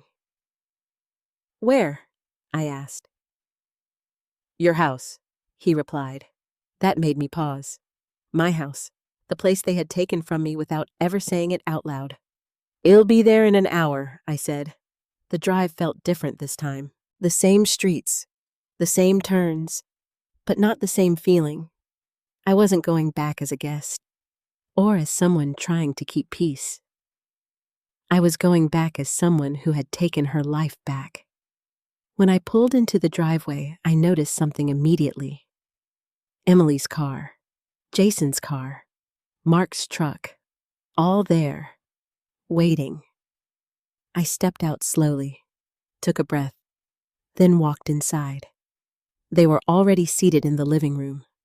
Not standing, not moving, just waiting, like students about to be judged. Good. I walked in calmly, didn't rush, didn't hesitate. Show me, I said. Jason stood up first, holding a stack of folders, thicker than the one I had brought. That was a start. He handed them to me without a word. I sat down, opened the first one. Account summaries, transfers, property documents. I flipped through them slowly, carefully, not missing a single detail. Emily watched me like she was holding her breath. Jason stayed still. Mark looked irritated. Of course he did, because this was accountability, and people like him never liked that. How much is missing? I asked without looking up. Jason hesitated. Define missing, he said. I looked up slowly. Don't do that, I said. He exhaled. Not everything is liquid, he admitted, meaning they couldn't just give it back, because they had already used it, invested it, tied it up in things that benefited them. I nodded slightly. I expected that, I said. Emily leaned forward. We can sell properties, she said quickly. We can restructure. I raised my hand slightly. She stopped. Finish showing me everything first, I said, because I didn't want plans. I wanted truth. I kept going through the documents, page after page, pattern after pattern. It was worse than I thought. Not just the amount, but the intent, the planning, the consistency. This wasn't a mistake. This was a system, built over time, without me, using me. I closed the last folder slowly, placed it on the table, then looked at them. All of it, I asked. Jason nodded. Yes. I held his gaze. Are you sure? A pause. Then? Yes. I leaned back, studying them, trying to decide if I believed him. Emily spoke softly. That's everything, Mom. Her voice, it wasn't defensive anymore. It was fragile, honest, and maybe for the first time real. Mark shifted again. This is ridiculous, he muttered. You're acting like we robbed you. I turned to him slowly. You did, I said. He scoffed. We took care of things, he shot back. You would have never handled it like this. There it was, the justification, the arrogance. I stood up slowly, walked a few steps closer to him. You're right, I said. He blinked. I wouldn't have done this, I continued. Then I leaned slightly closer. I wouldn't have stolen from my own mother. Silence, sharp, unforgiving. Mark looked away, because there was no comeback for that. Jason stepped in quickly. We're fixing it, he said. I turned back to him. Are you? I asked. He nodded. Yes. I looked at the folders again, then back at him. This is a start, I said. Emily let out a shaky breath. Relief. Too early. I raised my hand slightly again. Don't, I said. She froze. Don't assume this fixes anything. I continued. Her face fell, because now she understood. This wasn't about documents. This was about damage, and some damage doesn't reverse. Jason spoke carefully. What do you want us to do next? That question again. But this time, it sounded different. Less like negotiation. More like direction. I took a slow breath. Next, I said you start transferring control back. All of it, he asked. All of it, I confirmed. Mark shook his head. That's insane. I didn't even look at him, because his opinion didn't matter anymore. Emily nodded slowly. Okay, she said. Jason hesitated, but then he nodded too. Okay, that word, it meant something now. Because it came with weight, responsibility, consequence. I picked up the folders, held them firmly. This is your last chance, I said quietly. They didn't interrupt, didn't argue, didn't push back, because now they knew there wouldn't be another one. And as I turned to leave, I realized something important. They had given me the truth, but they hadn't given me a reason to trust them again. Not yet, and maybe not ever. I didn't go back to the hotel right away. Instead, I sat in my car, engine off, hands resting on the steering wheel. Just sitting there, because something inside me had shifted again. They had told the truth. They had handed over the documents. They had even agreed to give back control. And yet I didn't feel relief. I felt distance, a quiet, heavy distance that no paperwork could fix. My phone buzzed again. Emily, Mom, can we talk? I stared at the message for a long moment, then I typed back. Not tonight. 3 words. Simple. Final. Because if I spoke now, I might soften. And I wasn't ready for that. I drove back to the hotel, slowly letting the silence settle around me. For years, my life had been loud, full of tension, full of compromise, full of me trying to make everything okay. Now it was quiet. And I realized something uncomfortable. I didn't know who I was without that noise. The next morning, I met with Daniel, my attorney. The one person who had seen everything without emotion, without bias, without history. He reviewed the documents carefully, page by page, taking notes, marking sections, occasionally glancing up at me. They gave you more than I expected, he said finally. That surprised me. More? I asked. He nodded. Yes, this level of disclosure usually only happens when people are cornered or scared. I let that sink in. Maybe they were both. What happens now? I asked. Daniel leaned back slightly. Now you decide how far you want to go, he said. That answer, it wasn't what I wanted, because it meant the power was back in my hands. And power comes with responsibility. If I pursue this legally, I asked. He didn't hesitate. You'll win, he said. Simple, direct, certain. And then I pressed. He paused. Financial penalties. Possible criminal exposure depending on how aggressively it's pursued. Criminal. The word sat heavy in the air. Because this was no longer just family drama. This was law. Consequence. Permanent records. I nodded slowly. And if I don't, I asked. Daniel studied me carefully. Then you'll have to live with whatever version of resolution they give you, he said. That one hit harder, because I knew exactly what that meant.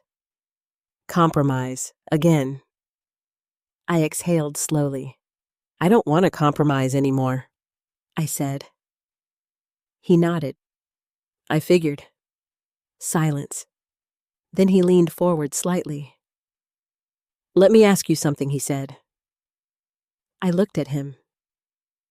Do you want justice or do you want peace? That question, it stayed with me long after I left his office, because for the first time, I realized those two things weren't always the same. That afternoon, Emily showed up at the hotel, unannounced. Of course she did. She always had a way of doing that. I opened the door. She stood there, looking smaller than I remembered. Not physically, emotionally. Her eyes were red, her shoulders slightly hunched, like she was carrying something heavy. Mom, please, she said softly. I didn't move.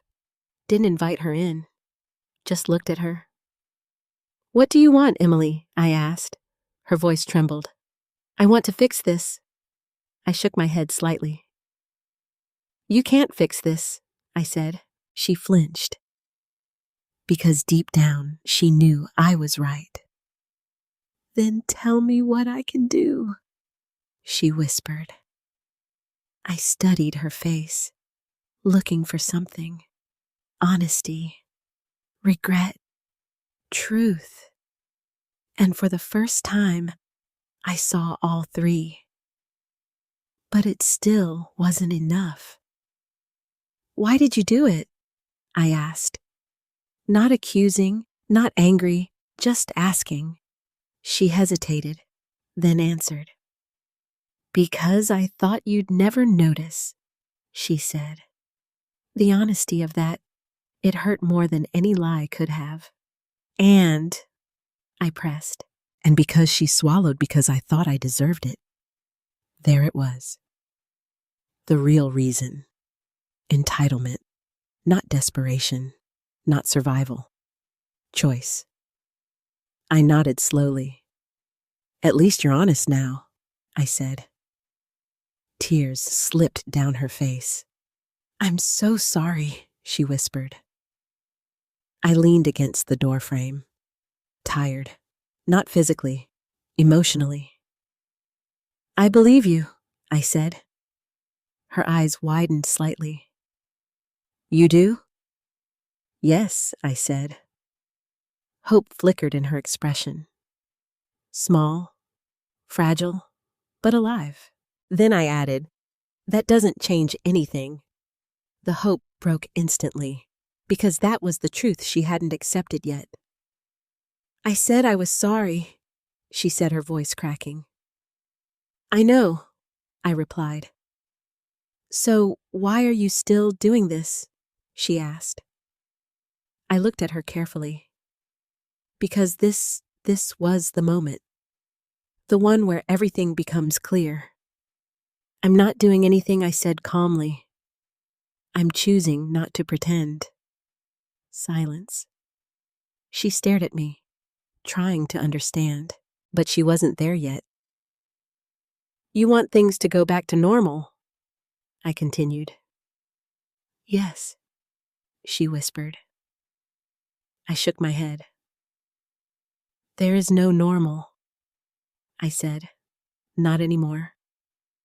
Her shoulders dropped, defeated. "Then what happens now?" she asked, that question again. Everyone kept asking it, like there was a simple answer. There wasn't.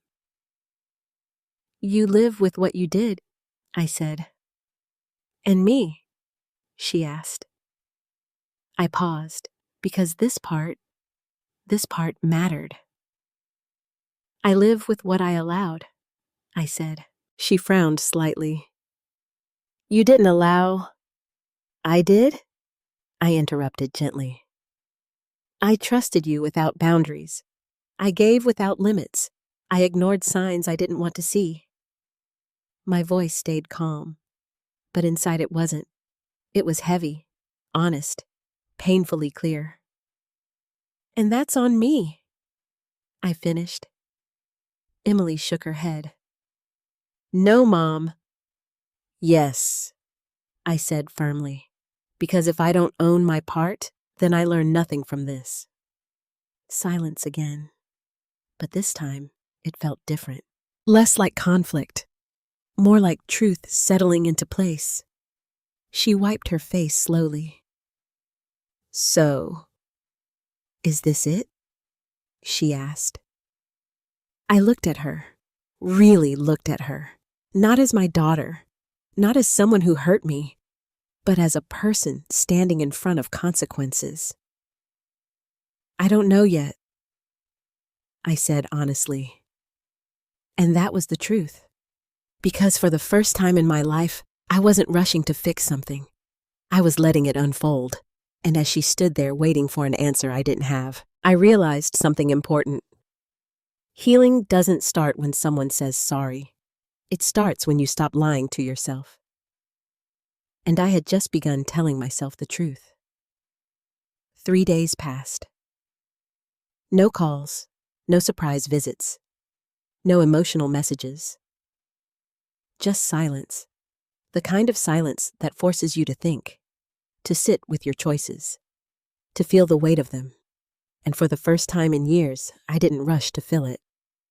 I let it stay. On the 4th day, Daniel called. "They've started transferring assets," he said. I closed my eyes briefly. So they were actually doing it, not just saying it, doing it. "How much?" I asked. "About 40% so far," he replied. 40, not enough, but real. "Is it clean?" I asked. "No tricks," Daniel didn't hesitate. "Clean," he said. "Very clean." That told me everything. They weren't just complying. They were being careful. Careful meant fear, and fear meant they finally understood the situation. "Keep monitoring," I said. "Of course," he replied. After I hung up, I sat by the window again. Same view, same city. But I felt different, stronger. Not because I had won, because I had stopped losing. That afternoon, I made a decision. Not emotional, not impulsive, clear. I drove back to the house, not to confront, not to argue, to observe. When I walked in, it felt different, quieter, lighter, like the walls themselves knew something had changed. Emily was in the kitchen, alone. She looked up when she saw me, didn't smile, didn't rush over, just waited. That was new. "Hi," she said softly. "Hi," I replied. No tension, no performance, just acknowledgement. I stepped inside slowly, looked around. Things had been cleaned, organized, almost like she was trying to reset the space. "You've been busy," I said. She nodded. "I didn't know what else to do," she admitted. Honest again. That mattered. "Where's Jason?" I asked. "At work," she said. "And Mark?" Her expression shifted slightly. "He's not here much anymore." I raised an eyebrow, meaning she hesitated, then said it. "We're having problems." Of course they were, because pressure reveals everything. "Because of this?" I asked. She shook her head slowly. "No," she said, "because of who he is." That answer, it told me she was finally seeing clearly, and that was new. I walked into the living room, sat down in the same chair as before. But this time, I didn't feel like an outsider. Emily stayed standing for a moment, then slowly sat across from me. Not beside, across, like equals. Or maybe sat down in the same chair as before. But this time, I didn't feel like an outsider. Emily stayed standing for a moment, then slowly sat across from me. Not beside, across. Like equals. Or maybe like two people finally being honest. "I talked to a therapist," she said quietly. That surprised me. When I asked, "Yesterday," she replied. I nodded. "And she looked down at her hands. "I've been lying to myself for a long time," she admitted. I didn't interrupt. "I told myself I was just managing things," she continued. "That I was protecting you. A bitter truth, wrapped in justification. But really," she swallowed, "I was taking advantage of you." There it was again. Clear. Direct. No excuses. And for the first time, I believed her fully. Not because of what she said, because of how she said it. "What changed?" I asked. She looked up at me. "You did," she said. Simple, honest. "When you left," she continued, "it felt like everything collapsed. I stayed quiet. Not the money, she added quickly. The illusion. That word, it landed deep, because that's exactly what it had been. An illusion of control, of entitlement, of normal. And now, I asked. She exhaled slowly. Now I don't know who I am without it. I nodded slightly. I understand that, I said, and I did, because I had gone through something similar. Just on the other side, silence settled between us again. But this time, it wasn't uncomfortable. It was real. I'm going to continue the transfers, she said after a moment. All of it. I looked at her carefully. Not because you have to, she added, because it's yours. That was the first time she had said that, without hesitation, without resistance. And it mattered. It mattered more than she realized. Thank you, I said quietly. Her eyes filled slightly.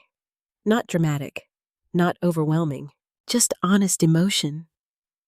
Do you think she started, then stopped? I waited. Do you think we can ever fix this? She asked. There it was, the question she had been holding back. I leaned back slightly, thinking, not reacting, because this answer, it needed to be true. Fix, I repeated. She nodded. I shook my head slowly. No, I said. Her face fell slightly. But I wasn't done. We can't fix this, I continued, because it's already happened. She looked down. Processing, but I added. Her eyes lifted again. We can build something new. That was the difference. Not repair. Rebuild, slow, careful, intentional. Would you want that? She asked quietly. I held her gaze, and for the first time in a long time, I didn't feel anger, or resentment, or even disappointment. I felt clarity.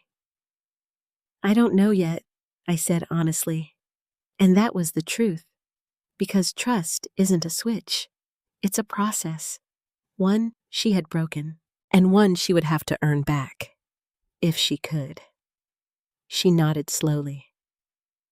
I understand, she said, and I believed her, not because she said the right words, because she didn't push, didn't argue, didn't demand forgiveness. She just, and one she would have to earn back, if she could. She nodded slowly.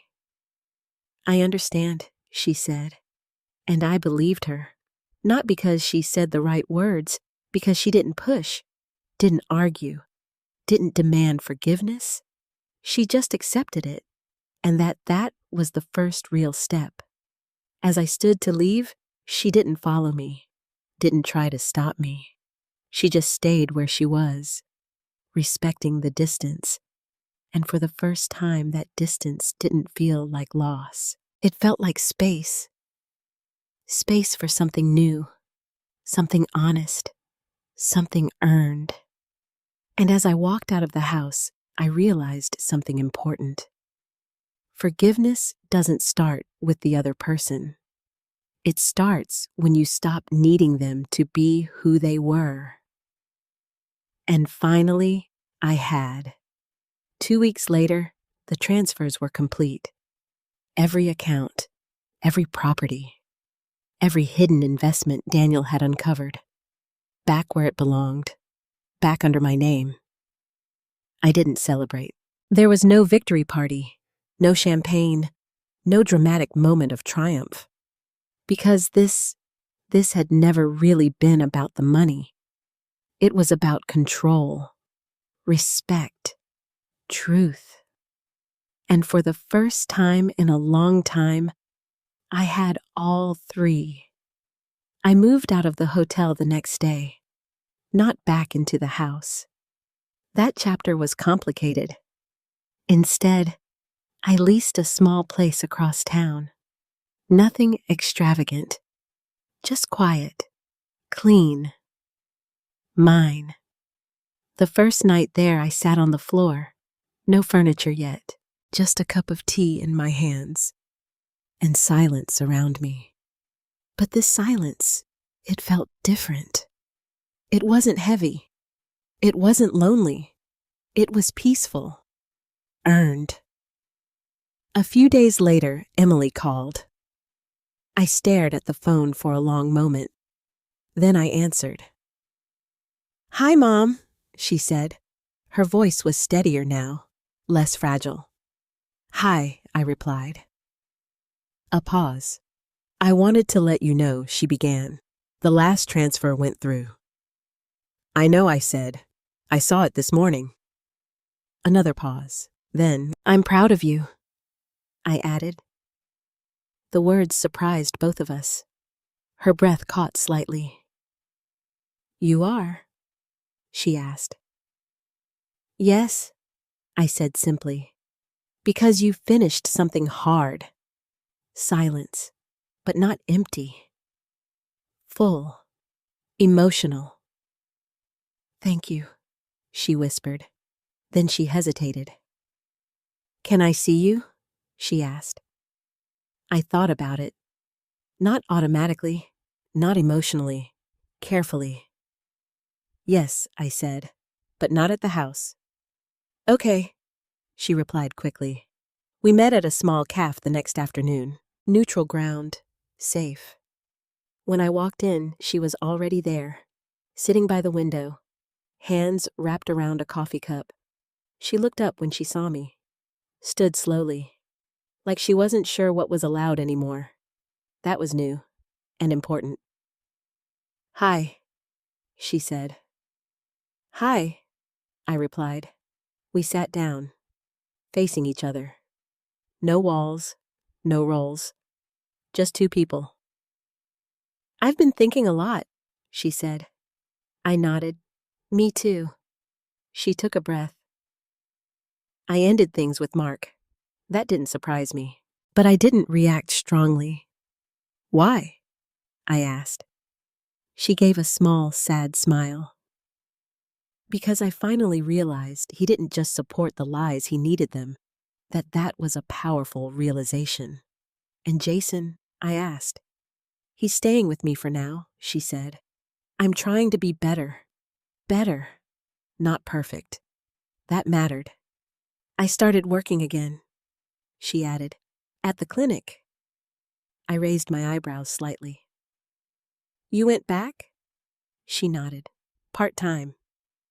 "Nothing big?" "That's big," I said, because it was.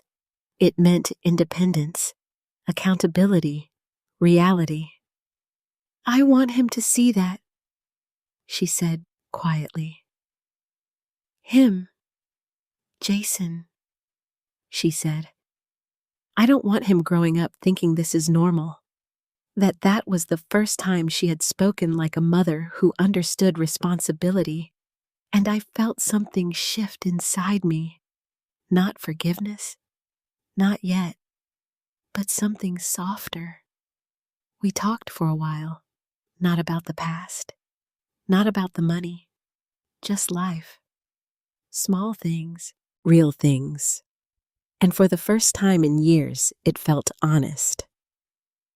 When we stood to leave, she hesitated, then said, "Can I hug you?"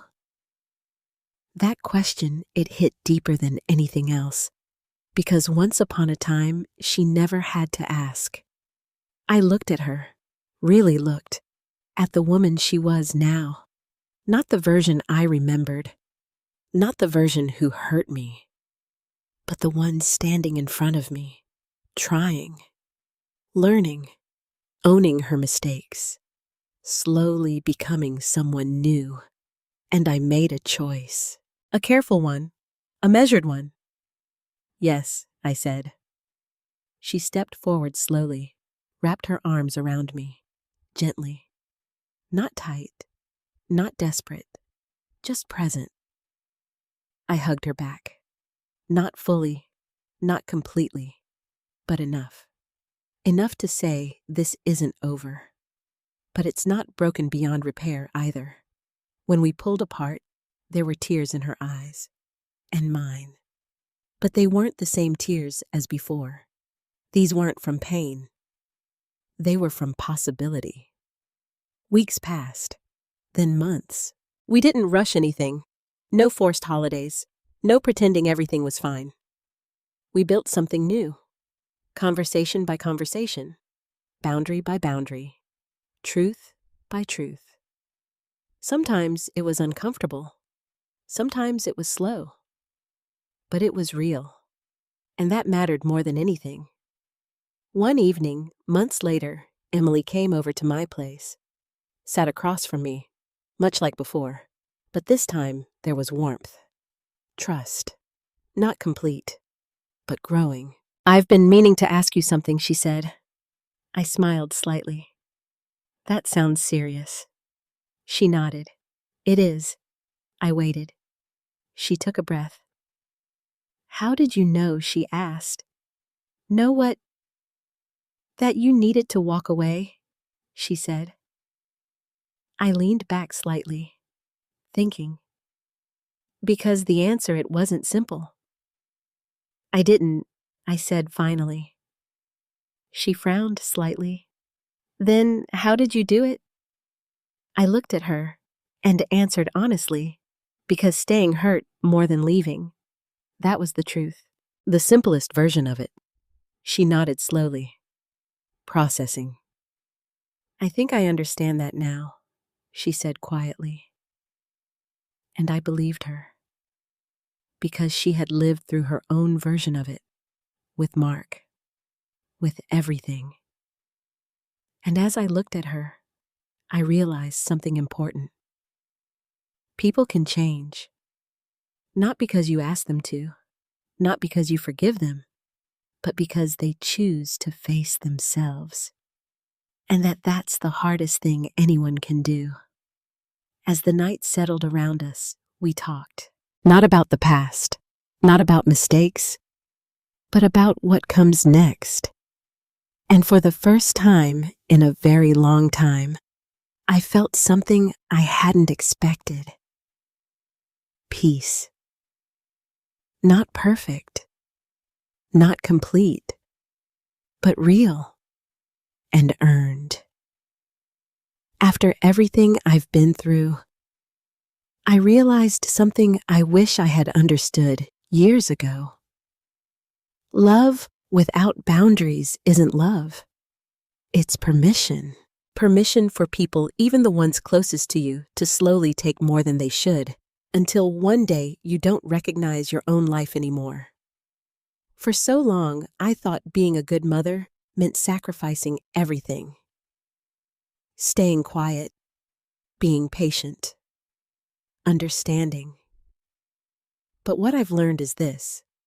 Respect is not something you earn by giving more. It's something you protect by knowing when to stop. Walking away wasn't easy. It didn't feel strong. It felt terrifying, lonely, uncertain. But it was the first honest choice I had made in a very long time. And that choice changed everything. Not just for me, but for her too.